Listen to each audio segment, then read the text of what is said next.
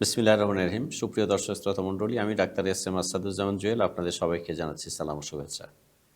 সুধী দর্শক শ্রোতা, প্রতিদিনের ন্যায় আজকেও আপনাদের সামনে হাজির হয়েছি আমাদের নিয়মিত অনুষ্ঠান আজকের সংবাদপত্র দৈনিক সিলেটের ডাকের প্রধান প্রধান শিরোনাম নিয়ে। সুধীবৃন্দ, আজ রোববার 19শে মাঘ 1431 বাংলা, 2রা শাবান 1446 হিজরি, 2রা ফেব্রুয়ারি 2025। আজ দৈনিক সিলেটের ডাকের প্রধান প্রধান শিরোনামগুলোর মধ্যে রয়েছে: অমর 21শে গ্রন্থমেলার উদ্বোধনীতে প্রধান উপদেষ্টা তিনি বলেছেন, জুলাই অভ্যুত্থান এবারের বইমেলায় নতুন তাৎপর্য নিয়ে এসেছে। প্রধান উপদেষ্টা ডক্টর মোহাম্মদ ইউনূস বলেছেন, মাত্র 6 মাস আগে জুলাই গণ অভ্যুত্থান জাতিকে এক ঐতিহাসিক গভীরতায় ঐক্যবদ্ধ করে দিয়েছে, যার কারণে আমরা অর্থনৈতিক, রাজনৈতিক, প্রাতিষ্ঠানিক এবং মানবিক দিক থেকে বিধ্বস্ত এক দেশকে দ্রুততম গতিতে আবার উদ্দিষ্ট গন্তব্যে পৌঁছানোর জন্য তৈরি করার জন্য প্রস্তুতি নিতে সাহস খুঁজে পেয়েছি। খবরটি পড়ার অনুরোধ রইল। অমর 21শে শীর্ষ খবরটিও প্রকাশ পায়। ফেব্রুয়ারি মাস ভাষা আন্দোলন, ভাষা শহীদ, শহীদ মিনার এগুলোর সাথে একান্তভাবে জড়িত। পৃথিবীর হাজার হাজার ভাষার মধ্যে আমাদের বাংলা ভাষা ষষ্ঠ। বিশ্বের সকল জাতিসত্তার ভাষার মধ্যে বাংলাদেশি ও বাংলাভাষী জাতি হিসেবে আমরা একক ও অনন্য গৌরবের অধিকারী। এই গৌরব একদিন আসেনি, দীর্ঘ সংগ্রাম রয়েছে এর পেছনে। খবরটি পড়ার অনুরোধ রইল। বিশ্ব ইজতেমায় 63 যুগলের যৌতুকবিহীন বিয়ে শীর্ষক খবরটি প্রকাশ পায়। বিশ্ব ইজতেমার এবারের আসরে ব্যতিক্রমী এক আয়োজনের মাধ্যমে 63টি যুগলের বিয়ে সম্পন্ন হয়েছে, যেখানে কোনো ধরনের যৌতুক গ্রহণ বা প্রদান করা হয়নি। গতকাল শনিবার বিশ্ব ইজতেমার প্রথম পর্বের দ্বিতীয় দিনে আসরের নামাজের পর মূল বয়ান মঞ্চে এই বিবাহ কার্যক্রম অনুষ্ঠিত হয়। জানা গেল, রোজা শুরুর সম্ভাব্য তারিখ আগামী 2রা মার্চ থেকে পবিত্র রমজান মাস সম্ভাব্য শুরু ধরে ঢাকার সেহরি ও ইফতারি সময়সূচি প্রকাশ করেছে ইসলামিক ফাউন্ডেশন। সুনামগঞ্জে জামাতের বিশাল কর্মী সম্মেলনে ডাক্তার শফিকুর রহমান, প্রকৃত রাজনৈতিক কর্মী অপকর্মের সাথে জড়িত থাকতে পারে না, জুলাই আগস্ট গণহত্যার বিচার হতেই হবে। প্রকৃত কোনো রাজনৈতিক কর্মী অপকর্মের সাথে জড়িত থাকতে পারে না বলে মন্তব্য করেছেন বাংলাদেশ জামাতে ইসলামীর আমির ডাক্তার শফিকুর রহমান। তিনি এও বলেন, যারা ধোঁকাবাজি রাজনীতি করবে তাদের মাধ্যমে দেশের আমূল পরিবর্তন সম্ভব নয়। তিনি আরও বলেন, সংখ্যাগুরু সংখ্যালঘু সবাই এদেশের নাগরিক, সকলে মিলে দেশকে গড়তে হবে। শিক্ষার্থীরা পচা সমাজ চায় না বলেও তার মন্তব্য। গতকাল শনিবার দুপুরে সুনামগঞ্জ শহরের বালুর মাঠে সুনামগঞ্জ জেলা জামাতের বিশাল কর্মী সম্মেলনের প্রধান অতিথির বক্তব্যে তিনি এসব কথা বলেন। সুনামগঞ্জের রাজনৈতিক ইতিহাসে গতকালের সমাবেশ ছিল সর্ববৃহৎ। আরও রয়েছে, সুস্থ হয়ে উঠছেন খালেদা জিয়ার, স্বাস্থ্য পরীক্ষা রিপোর্ট ভালো। ছেলে তারেক রহমানের লন্ডনের বাসায় ধীরে ধীরে সুস্থ হয়েছেন বিএনপি চেয়ারপারসন বেগম খালেদা জিয়া। তার শারীরিক বেশ কয়েকটি পরীক্ষা সম্পন্ন করা হয়েছে, এসবের রিপোর্ট ভালো এসেছে বলে জানিয়েছেন তার ব্যক্তিগত চিকিৎসক ডাক্তার মোহাম্মদ আল মামুন। সুধীবৃন্দু, আরও রয়েছে, লিডিং ইউনিভার্সিটির পরিবহন স্টাফের পরিবারকে দানবীর ডক্টর রাগিব আলীর সহায়তা শীর্ষক খবর। এতে বলা হয়, লিডিং ইউনিভার্সিটির পরিবহন স্টাফ অর্থাৎ বাস চালক মরহুম রিয়াজ আহমদের পরিবারকে সহায়তা প্রদান করেছে লিডিং ইউনিভার্সিটির প্রতিষ্ঠাতা ও ট্রাস্টি বোর্ডের চেয়ারম্যান দানবীর ডক্টর রাগিব আলী।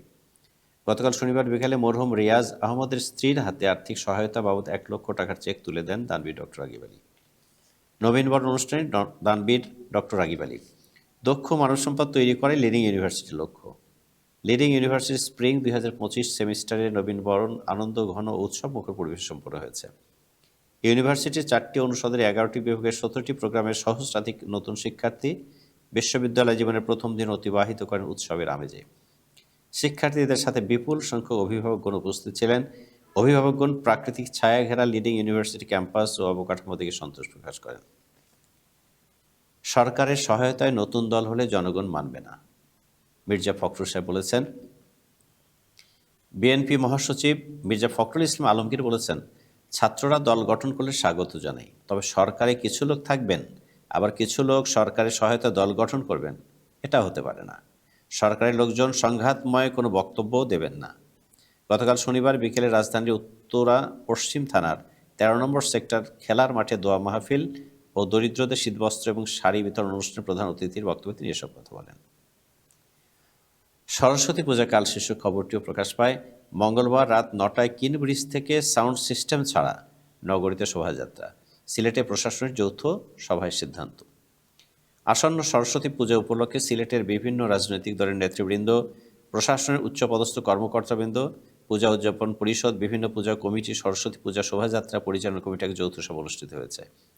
গতকাল শনিবার সিলেট মেট্রোপলিটন পুলিশ এসএমপি কমিশনারের সভাপতিত্বে কমিশনারের কার্যালয়ে এ সভা অনুষ্ঠিত হয়। যৌথ বাহিনীর হাতে আটক যুবদল নেতা মৃত্যুর ঘটনায় উচ্চপদস্থ তদন্ত কমিটি গঠন শীর্ষক খবরটি প্রকাশ পায়। অন্যান্য খবরের মধ্যে রয়েছে লিবিয়ার সৈকতে ২০ জনের লাশ, সবাই বাংলাদেশি বলে ধারণা। ছুটির দিনে অফিস খোলা রাখার নির্দেশ নির্বাচন কমিশনের। চলমান ভোটার তালিকা হালনাগাদ কার্যক্রমের কারণে সাপ্তাহিক ও সরকারি ছুটির দিনে অফিস খোলা রাখতে সংশ্লিষ্টদের নির্দেশ দিয়েছে নির্বাচন কমিশন বা ইসি। সংস্থাটির জনবল ব্যবস্থাপনা শাখার সহকারী সচিব মোহাম্মদ শহীদুর রহমানের জারি করা এক অফিস আদেশ থেকে বিষয়টি জানা গেছে। জকিগঞ্জে প্রবাসীর বাড়িতে ডাকাতি, হাত পা বেঁধে স্বর্ণালংকার, টাকা লুট। জকিগঞ্জে প্রবাসীর বাড়িতে দুর্ধর্ষ ডাকাতির ঘটনা ঘটেছে। ডাকাত দল নগদ টাকা, স্বর্ণালংকার ও বেশ কয়েকটি মোবাইল সেট নিয়ে যাওয়ার অভিযোগ পাওয়া গেছে। খবরটি পাঠানোর অনুরোধ রইল। সুধীবৃন্দ, আরও রয়েছে তেমুখিতে ড্রেন থেকে কিশোরের লাশ উদ্ধার শীর্ষক খবর। রাগিব রাবেয়া ফাউন্ডেশনের বার্ষিক বনভোজন সম্পন্ন শীর্ষক খবরটিও শেষের পৃষ্ঠায় প্রকাশ পায়। বলা হয়, সকলের মিলিত উৎসব মানসিক সুস্থতার জন্য গুরুত্বপূর্ণ, বলেছেন দানবীর ডক্টর রাগিব আলী। মানব সেবায় নিবেদিত রাগিব রাবেয়া ফাউন্ডেশনের বার্ষিক বনভোজন গত শুক্রবার প্রাচীন টি এস্টেট মালনীছড়ার ঐতিহাসিক টেনিস গ্রাউন্ডে অনুষ্ঠিত হয়।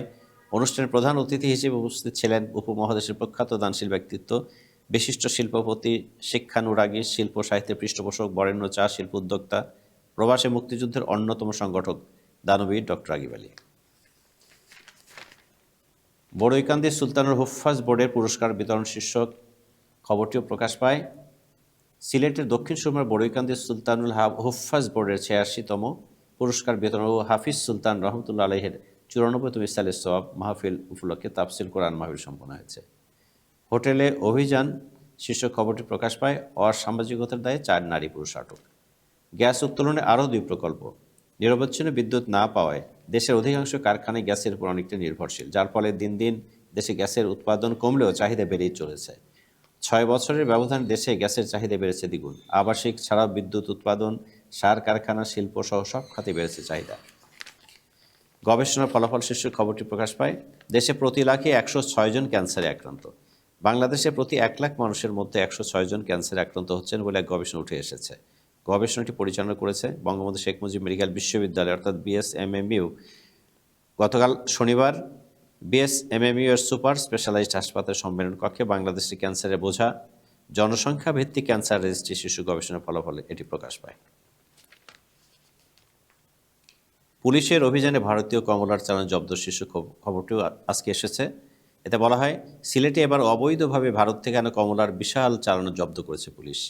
শনিবার এক প্রেস বিজ্ঞপ্তির মাধ্যমে এই তথ্য জানায় এসএমপি।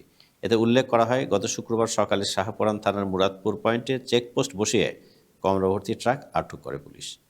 মোগলাগাঁও ইউনিয়নে ওয়ার্ড বিএনপির জনসভা। প্রিয় মাতৃভূমিকে নিয়ে দেশি বিদেশি ষড়যন্ত্র চলছে বলছেন আব্দুল কাইয়ুম চৌধুরী। সিলেট জেলা বিএনপির সভাপতি আব্দুল কাইয়ুম চৌধুরী বলেছেন, দীর্ঘ ১৫ বছর টানা আন্দোলন সংগ্রামের মধ্য দিয়ে অনুষ্ঠিত ছাত্র জনতার গণ অভ্যুত্থানের পর প্রিয় মাতৃভূমিকে নিয়ে দেশি বিদেশি ষড়যন্ত্র চলছে। এসব দেশি বিদেশি ষড়যন্ত্রকে মোকাবিলা করতে দেশে একটি রাজনৈতিক সরকারের বিকল্প নেই।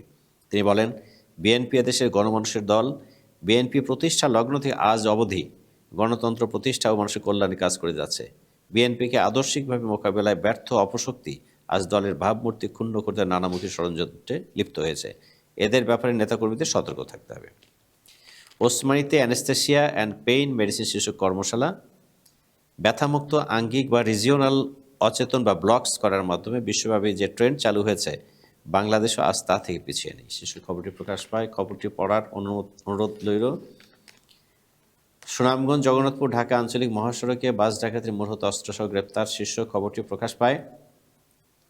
সুনামগঞ্জ জগন্নাথপুর ঢাকা আঞ্চলিক মহাসড়কে গাছ ফেলে যাত্রীবাহী 2টি বাস সহ 4টি গাড়িতে ডাকাতির মূল হোতা আব্দুল কুদ্দুস ওরফে কুদ্দুস ডাকাতকে গ্রেপ্তার করেছে যৌথ বাহিনী। সুধীবৃন্দ, এই ছিল আজকে দৈনিক সিলেটের আগের প্রধান শিরোনাম।